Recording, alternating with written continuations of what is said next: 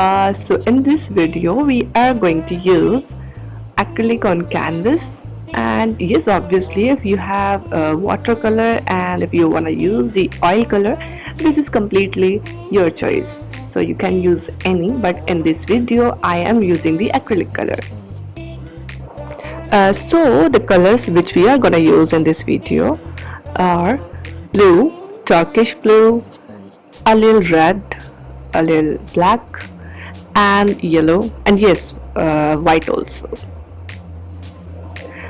We are making very easy and basic painting today.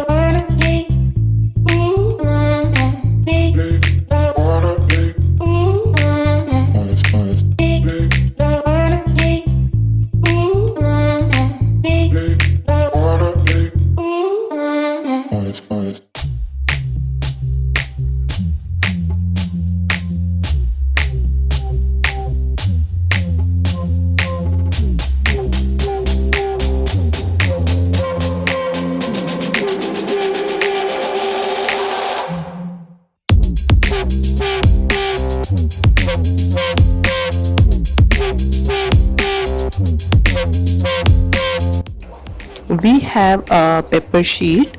You can cut it like a 3/4 circle. You can see it.